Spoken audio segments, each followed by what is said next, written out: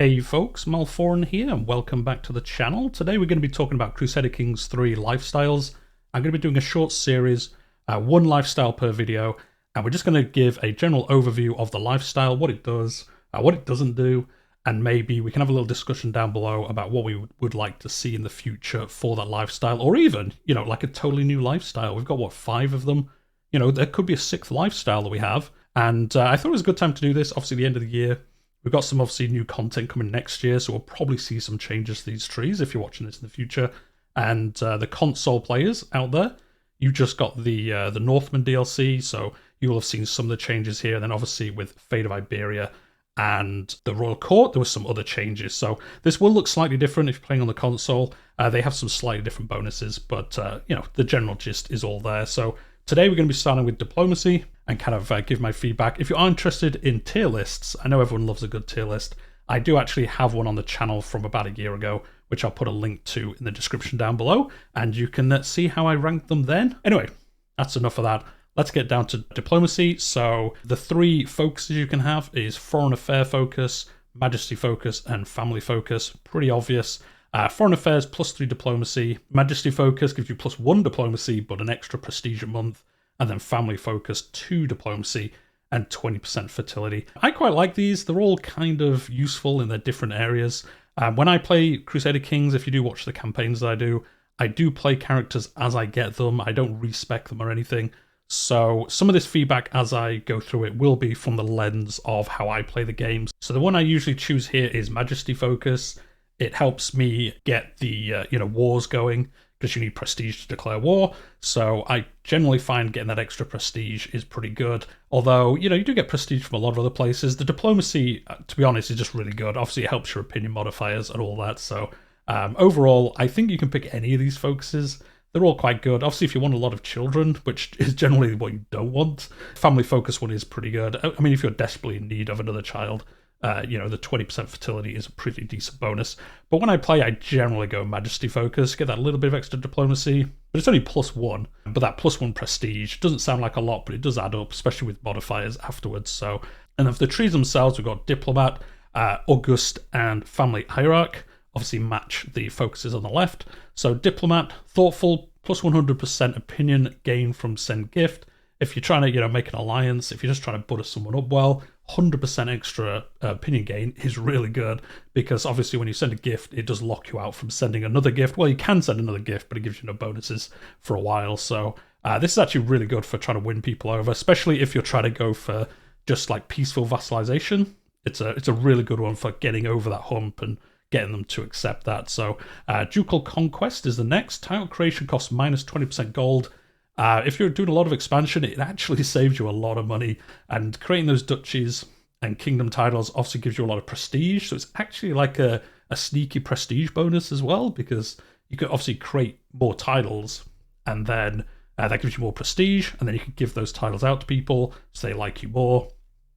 It's kind of like a nice reoccurring bonus that you get from getting this. And then you can use the Ducal Conquest Casus Belli, which again is great because that allows you to get another Casus Belli.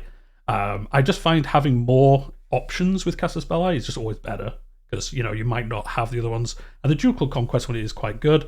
And then we have Forced Vassalization, which is really good. You can literally just force vassalize anyone. Well, I say anyone. They have to be a certain, I'm not sure the maths behind it. They have to be a certain percentage smaller than you are. So you'll see if you try to use this, if they're too big, it'll say they own too many counties and you can't use this. Makes sense. You can't be Brittany and force vassalize France. It doesn't work that way. that wouldn't work. So you can't do it. So, but I really like the forced vassalage is a great way to expand, because you take, you obviously just vassalize people and you get their kind of their entire realm vassalized into you. It does obviously cause some issues if you're not careful, but if you're going down diplomacy, you've generally got a lot of diplomacy. So, they'll probably like you at least a little bit afterwards. Or, you can always win them over. So overall, I quite like this left-hand one. It is really good for expanding, which is kind of how a lot of these trees work. So like the diplomacy one, if you're new to the game, you might think it's only diplomacy focused, and it kind of is, but it is actually skewed towards other things as well. So this one actually helps you with a lot of war, even though it's diplomacy focused, you're a diplomat. This left-hand side is actually all about just taking land off people. So you've got to keep that in mind. Like a lot of the trees later on when we get to stewardship is a really good example for how stewardship works as a replacement for martial and things like that. So I'll try call those out if I remember to do at each point. So adaptive traditions is the middle one. Max learn language schemes +1. I don't know, guys. I don't generally learn languages when I'm playing. I mean, I guess I probably should. It does help people like you more. But overall, I'll just learn like one. This is max learn language schemes +1, so you can learn 2 languages at a time, I think. There is an achievement where it would be actually super useful for this, but other than that, I don't know why you'd ever be trying to learn 2 languages at once. I barely learn 1 language at once, so let me know in the comments if there's a way I'm missing using this. Foreign affairs effectiveness +25%. This is actually really good because foreign affairs gives you prestige as well as the other bonuses that it gives. So I think this does modify the prestige you get from foreign affairs. So that's actually quite a good prestige boost as well. Flexible truces, shorter truces, and no prestige penalty for breaking them. Just makes sense. This is really good. If you're expanding, again, this is another one where it's in the diplomacy tree, but it's actually helping you do more wars because you have shorter truces, and then you can just break them anyway with no prestige penalty. You do get the other penalties, so the opinion modifiers and all that, but the actual prestige penalty you don't get. So I've used this before. When I know my character's going to die soon, I've used this to do another war, and then he's dead, so no one cares at that point. Well, you do. There are other ramifications, but it's actually quite a good use for that. Defensive negotiations, fellow vassal opinion +15, independent ruler opinion +15. I can propose 1 alliance without a marriage. The last one is the bit I use the most.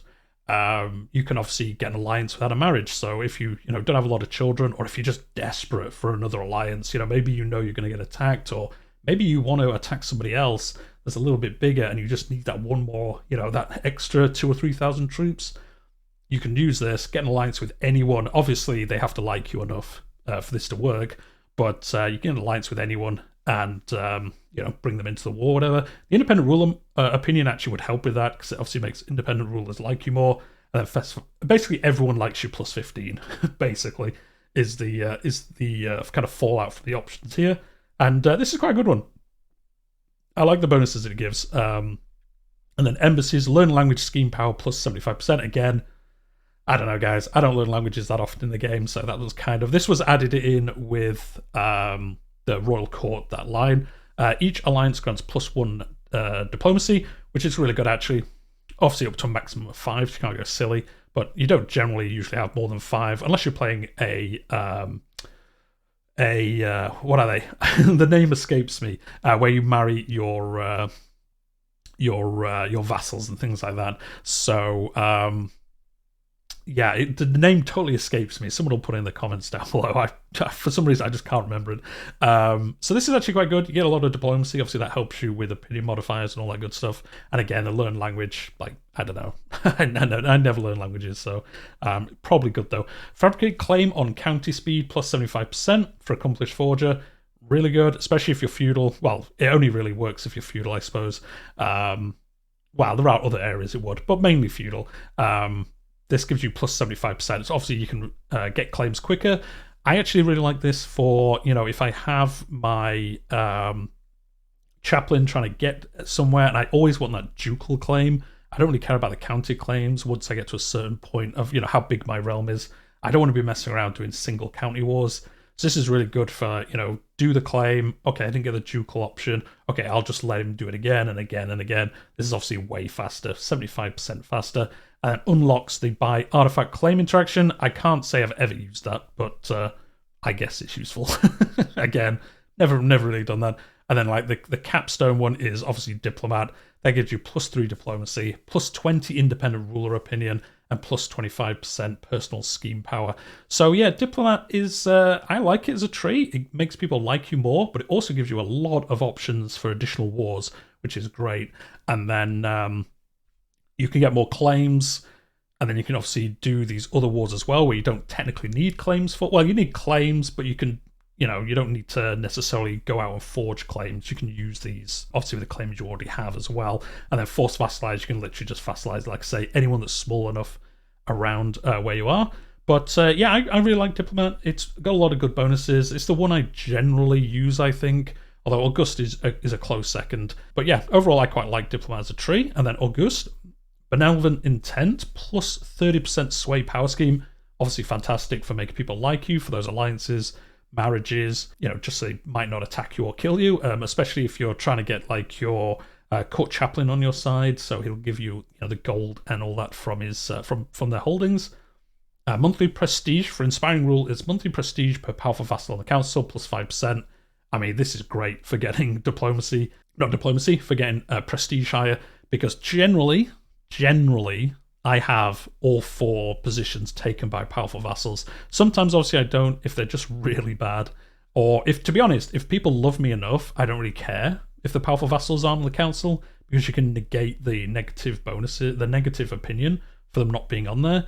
But generally, I have, at least 3 or 4 of my council positions as powerful vassals. So that gives you, 15 or 20% more prestige. So when you're playing, later in a ruler's life, and they've got a lot of diplomacy bonuses anyway, this is crazy, like 15 or 20% more prestige. I'm going to keep mixing them up, prestige and diplomacy, but you know what I mean. And then firm hand, monthly prestige per dread, 1%. I don't generally have a lot of dread when I'm playing, but if you have 100 dread, it's 100% more prestige. So yeah, really good if you're playing that almost like a martial character, and then you come into diplomacy to pick this up. Just really good, actually. If you have like obviously 50 dread. Wait, no, does dread cap at a certain amount? I think it caps at 100. Anyway, for each thing of dread, you get 1% prestige, which is great. And then Praetorian Guard, monthly prestige per night, plus 2%. So, if you're in August, if you take these 3, you are making crazy amounts of prestige, which is really good if you're tribal, because obviously a lot of your things are based on prestige instead of gold. And then even just as a feudal ruler, it's really good as well, because, you need prestige to declare wars. And it helps other things. The higher prestige you are, the more modifiers you get for, how famous you are and things like that. If you get, a legend among men, you can get, crazy good bonuses. So all in all, these first 3 here are actually really powerful, especially if you need prestige. Pick up these 3, really, really good. And then True Ruler, offer vassalization acceptance plus 20. This actually got nerfed in the last update because it was just so good before. And now it's still really good. So obviously if you're trying to play like a peaceful ruler, not even necessarily a peaceful ruler, but if you just want to expand without doing wars all the time, especially I find if you're playing somewhere like India, kind of Eastern Europe, where there's a lot of like fragmented realms, maybe Africa as well, there's a lot of fragmented realms. If you can get your acceptance high enough, you can expand really fast, especially once you become, a living legend, or, get those other prestige modifiers that also affect how much people like you. You can be playing along, and then you hit a certain point where just everyone starts getting vassalized to you. If you watched my the Rise of the Habsburg campaign I did on the channel, on one of our rulers, I think we lived for like 60 years, and we hit a point where it just tipped over, and like 25 realms just willingly vassalized to us at one point in a row, just literally back to back, and they just kept offering vassalization to us. So really good. This can really, really help you. And it's plus 20, so it can just tip you over if you just need a little bit more to get someone to vassalize to you. Writing history, you can take the commission epic decision. This is pretty good. You get, an event, and that can give you more prestige as well. A life of glory, level of fame impact 100%. This obviously just boosts the bonus you get for your level of fame by 100%, which is a lot, especially at the higher tiers. It's quite a sizable bonus. So this mixed with True Ruler, that's where you really start seeing that vassalization kind of snowball happen. And then Dignitas, diplomacy per level of fame plus 1. So obviously the higher your fame is, the more diplomacy you get. The higher your fame is, the more the bonuses from it. So these two kind of synergize together quite well. And then the capstone is August itself, and that gives you plus 2 diplomacy, plus 1 martial, and plus 1 prestige. So, if you go for Majesty focused, which kind of matches the August, these kind of match, Foreign Affairs is Diplomat, Majesty is August, and Family focus is Family Hierarch. You can mix and match them, obviously, you don't have to match them. But this gives you plus 1 prestige, and then August also gives you plus 1 prestige. So that's plus 2 prestige before modifiers, just from having these. So again, you can see how the prestige really starts ramping up under diplomacy, especially if you go down this. And again, this is a cool one where you get plus 1 martial. It's not a lot, but it's a little bit extra martial, even though you're not martial focused. So Every little helps, as they say. I quite like the August tree. It is actually, I was saying it's probably a close second. It's probably about equal with Diplomat. It's very, yeah, this is almost more peaceful. It's kind of weird. Like, this one is almost more a diplomatic tree than this one is, if I'm being honest. That's what I think. I almost think they're the wrong way around. Because this is way more diplomatic focused, I think. Like, it's all about getting prestige and then diplomatically vassalizing people, getting more modifiers, which will help you do this as well. And generally just makes people happier with you, so you get less rebellions, you get more less factions, and all that stuff. Whereas the diplomatic tree is almost like, almost is actually, it's about I suppose it's about getting alliances, so it makes sense, I guess. But it is also quite, warfare focused, which I suppose it makes sense. You could be a warlike diplomat, I suppose. But yeah, these are kind of cool trees. And then family hierarch. This is obviously more about keeping your family on your side rather than external things. If you have a large realm with a lot of your family as rulers, so if you're an emperor, you have a lot of your family as kings and things like that, kings or queens, this is actually quite useful. It does give other bonuses as well, obviously. So befriend, you can befriend schemed. This actually obviously isn't only family focused, but and you can play. It unlocks the challenge to board game interaction, allowing you to play friendly games with the characters. So this actually gives you the board game interaction as well, without having to have the cultural tenant or whatever they're called, where you have to have it. Tradition, I think cultural tradition. You have to have that to do it otherwise usually. But this actually lets you do it anyway, and you can befriend people. So it's not actually family focused. The first one, funnily enough. Each friend adds minus 5% stress gain.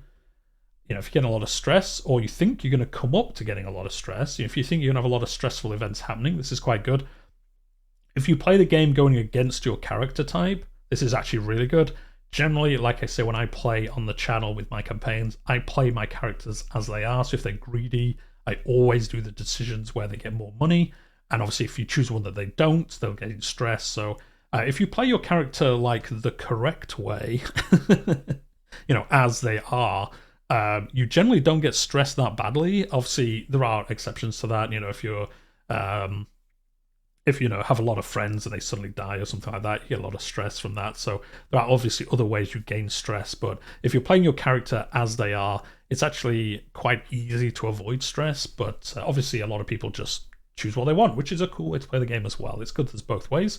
And then Flatterer, befriend, scheme power plus 30%. These are all about getting friends and then bonuses for doing so. Groom to rule, children receive 1 to 3 extra skill points, which is obviously fantastic. If you get 3 extra skill points for each child, that's a lot of extra skill points. Close family opinion plus 15. Obviously, people in your family like you more. This obviously helps with if you have a large family and if they have power. They'll obviously maybe vote for you or something like that. If you have if you're the Kaiser or something like that, and you have people from your house in different positions that can help you, well, close family in those positions. Thicker than water, personal scheme success chance plus 25 against family members. If you're scheming against your family, it's just a nice bonus. Nothing too crazy though, to be honest. Friendly counsel, each of your friend relations give you 2 random skill points up to a maximum of 5. So you can obviously get what's that? 5, so 10 extra skill points if you max out your friends. So if you're playing a character that has a lot of friends, it's just 3 points basically for doing so.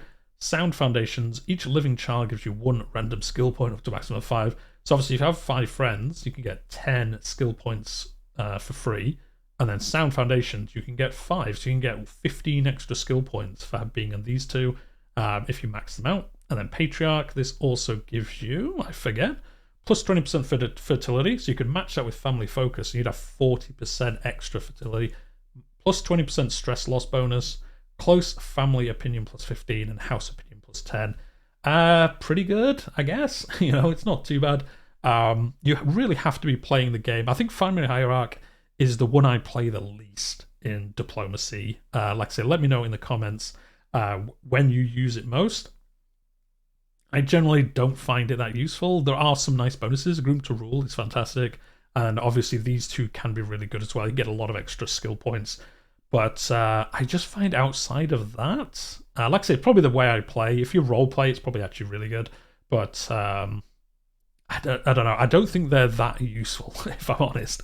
These two are just way better, I think.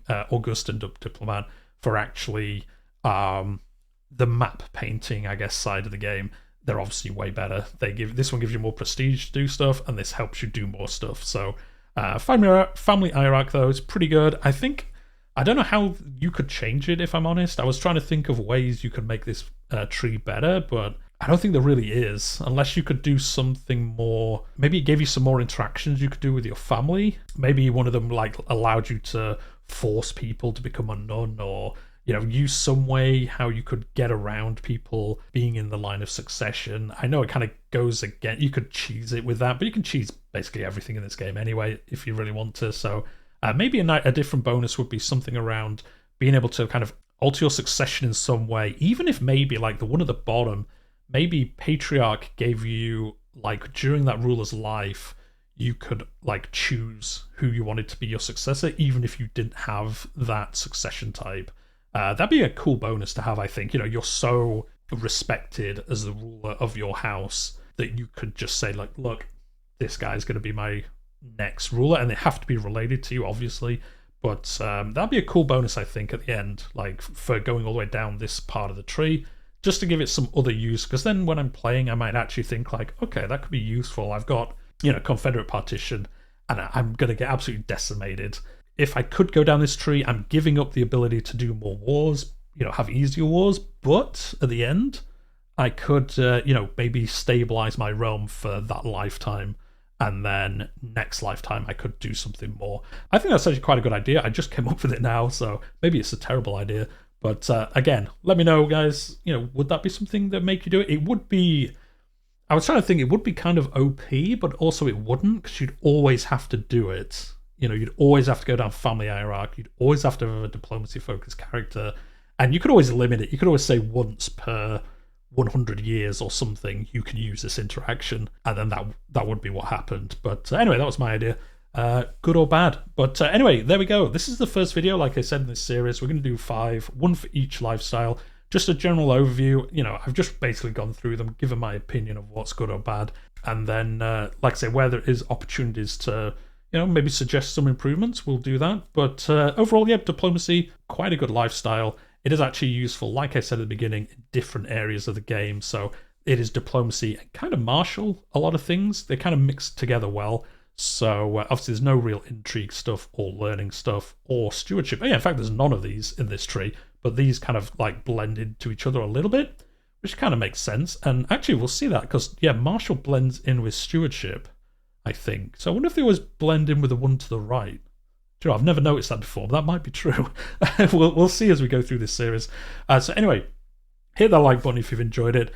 If you're new here and this is your first video, I cover Crusader Kings and other grand strategy games on the channel, do little guides and discussions about things like this. So if that's your kind of thing, you know what to do, hit subscribe. But we're going to leave it there for today, and I'll see you in the next one, which will be Martial.